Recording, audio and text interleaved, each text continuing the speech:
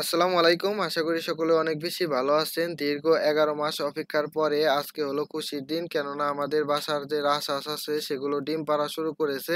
তো আজকে হলো ডিম পাড়বে এই রাজহাঁসটি। তারপরে যাবো হচ্ছে আমাদের বাসার কিছু হচ্ছে রাজহাঁসের বাচ্চা আছে, আর কিছু চীনা হাঁসের বাচ্চা আছে। এগুলোকে আজকে আমরা গোসল করিয়ে দিব।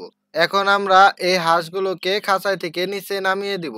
প্রথমে এই রাজহাঁসের বাচ্চা একে সবগুলোকে নামিয়ে দিলাম। তারপরে আমি আপনাদেরকে বলে রাখি যে এই সাদা রাজহাঁসটি আমি আরো ৭ দিন আগে হাটে থেকে ৳১২০০ দিয়ে ২ পিস ক্রয় করছিলাম। আর এই চীন হাঁসের বাচ্চাগুলো দেখতে পাচ্ছেন, এগুলো হচ্ছে বাড়ির ইনকিউবেটর দিয়ে ফুটানো। এখন আপনাদেরকে যে হাঁসটি আমি দেখাবো এটি হচ্ছে সবচাইতে ছোট একটি চীন হাঁসের বাচ্চা। এটি সবচাইতে বেশি গুলুমুলু, আমার কাছে অনেক বেশি ভালো লাগে।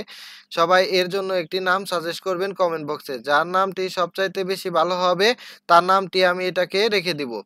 হাঁসগুলোর দিকে একবার লক্ষ্য করেন, অনেকদিন পরে এগুলো ছাড়া পেয়েছে, সে কারণে অনেক আনন্দ পেয়েছে। হাঁসগুলো দেখেন সামনে পানি পেয়ে এগুলো মহা খুশি। তো একে সবগুলোকে আমরা সুন্দরভাবে গোসল করিয়ে দিব। সামনের যে দুটি হাঁস দেখতে পাচ্ছেন এই দুটি হচ্ছে রাজহাঁসের বাচ্চা। এগুলো হচ্ছে সাদা কালারের রাজহাঁসের বাচ্চা। আর সামনের যে হাঁসগুলো দেখতে পাচ্ছেন ওইগুলো হচ্ছে চীন হাঁসের বাচ্চা। দেখেন আমার এই রাজহাঁসের বাচ্চাটি কি যেন খাচ্ছে। এখন আমার হাতে যে হাঁসটি দেখতে পাচ্ছেন এটি হচ্ছে রাজহাঁসের বাচ্চা। প্রথমে আমার এই রাজহাঁসের বাচ্চাগুলোকে গোসল করিয়ে দিলাম। আপনারা অনেকেই বলতে পারেন যে আমি কেন বালতিতে গোসল করাচ্ছি। অনেক সময় বলে গোসল করাতে দিলে এগুলো হচ্ছে নিচে পড়ে যায় লাফ দিয়ে। সে কারণে আমি বালতিতে দিয়েছি যাতে এগুলো অনেক পানিতে গোসল করতে পারে। প্রথমে আমি ৩ পিস বাচ্চা দিলাম এগুলোকে গোসল করার জন্য। ২ টি রাজহাঁসের বাচ্চা, ১ টি চীনা হাঁসের বাচ্চা। দেখেন কি সুন্দরভাবে ওরা গোসল করছে। তো প্রথমে আমি হাত দিয়ে এগুলোকে একটু গোসল করিয়ে দিলাম যাতে এগুলো গোসল করা শিখে। তো এখন আমার হাতে যে হাঁস ২ টি দেখতে পাচ্ছেন এগুলো হচ্ছে চীনা হাঁসের বাচ্চা। এগুলোকে আমি গোসল করিয়ে দিলাম। হাঁসগুলো পানি পেয়ে মহা খুশি। দেখেন কিভাবে গোসল করছে। মনে হচ্ছে এটি তাদের জন্য একটি মিনি পুকুর। তো প্রথমে আমরা যে হাঁসগুলো দেখাইছিলাম তার মধ্যে সবচাইতে ছোট যে হাঁসটি ছিল সেগুলোকে এখন আমরা গোসল করতে দিলাম। দেখেন ছোট হাঁসটি প্রায় ডুবা ভাব হয়ে গেছে। কেননা এটি হচ্ছে সাঁতার কাটতে জানে না। সে কারণে এটাকে আমরা একটু হাত দিয়ে গোসল করে তারপরে হচ্ছে নিচে নামিয়ে দিলাম।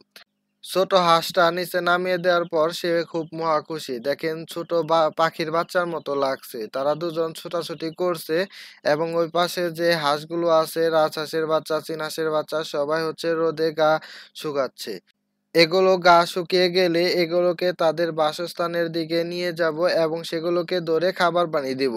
দেখেন তাদেরকে দেখে খুব খুশি, হাসি খুশি মনে হচ্ছে। অনেকদিন পরে তাদেরকে গোসল করালাম এবং তারা খুব খুশি। এখন তাদেরকে আমরা তাদের বাসস্থানের দিকে নিয়ে যাব এবং তাদেরকে তাদের সেটআপটা আমরা আস্তে চিনিয়ে দিতেছি। সে কারণে তাদেরকে আমরা হাঁটিয়ে তাদের বাসস্থানের দিকে নিয়ে যাচ্ছি। এবং পিছনের যে রাজহাঁস দেখতে পাচ্ছেন তারা অনেক পাতা এবং পাতা জাতীয় যে খাবার, গাছ জাতীয় খাবার সেগুলো অনেক বেশি পছন্দ করে। রাজহাঁসের বাচ্চাগুলোকে ভিতরে রাখার পরে তারা খাবার খুঁজতেছে। ওদের অনেক বেশি খিদা লেগেছে। এখন আমরা যে হাঁসগুলোকে ভিতরে দিয়ে দিব সেই হাঁসগুলো হচ্ছে চীন হাঁসের বাচ্চা। সেগুলোকেও ভিতরে দিয়ে দিলাম। তো আস্তে সবগুলোকে হাঁসগুলোকে ভিতরে দিয়ে দিলাম। সবচাইতে ছোট যে হাঁসটি সেটিও আমরা ভিতরে দিয়ে দিলাম।